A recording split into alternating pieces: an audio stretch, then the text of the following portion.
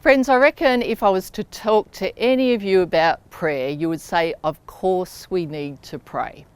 Now, I don't know about you, but when I was a kid, I had a prayer that I prayed every single night. It went like this: as I lay me down to sleep, I pray the Lord my soul to keep. If I should die before I wake, I pray the Lord my soul to take. Now, I used to add in a little line there, and it said, and could I die by the time I'm 30 so I go first before all the other members of my family? That was a really selfish prayer, and I'm glad that God didn't answer it. Then I'd go on with God bless Mum and Dad and Nana and Wayne and Leanne and Philip, who made up my family at that time. Been challenged a bit about this lately though, because do I now pray the prayers of a child or the prayers of an adult? And what's that all about? I was doing my devotions the other day and God really challenged me. He said, look at your prayer list. And every morning I have a journal and I write in there the people that I'm praying for, the things that I'm praying for, the miracles that I'm asking God for. And he said, no, look at it again. Are you praying for the really big things? And so I started to write a little different prayer. The first thing I wrote was India, and oh my goodness, how heartbreaking that is at the moment, to see how COVID has just taken hold of a nation and the tragic stories of just bodies lined up because they can't bury people fast enough, of little kids dying, of adults dying, of a country just being ravaged. And then I prayed for Myanmar and thought of the strife there and people in our own nation who are affected by that strife.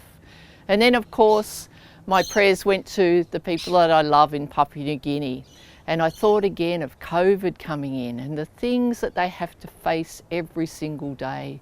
And I started to cry out to God and say, God, I can't answer some of those prayers, but you can.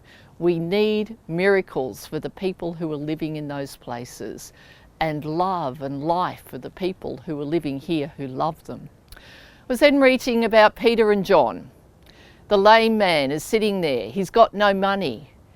And they say, look at us, we'll give you what we have. In the name of Jesus Christ of Nazareth, rise up and walk. And we see the man goes walking and leaping and praising God.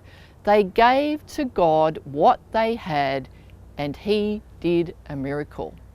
I don't know what to do, but I give it to you, Lord, and I believe that you will act. Well, friends, these are days when we really need to be seeking God. We need to be needing God. I will never forget when I came back from Papua New Guinea and got this picture of God standing there. When you are ready in the West, when you've finished with everything else, with all your clever ideas, with all your money, with all your strategy, when everything you can do, I'm ready. I'm ready to be your God. Well, I reckon right now, friends, we're ready. People of prayer, rise up. We need him. So I want to encourage you today to be a people on your knees, rising up and going into this world that desperately needs him. So I want to ask you today, what kind of prayers are you praying? What kind of God do you have? We got a big God. He can do anything. I believe that. So let's seek him. Let's reach out to him. Let's do what we can in a world that desperately needs him. Share him and call out to our big God. Bless you.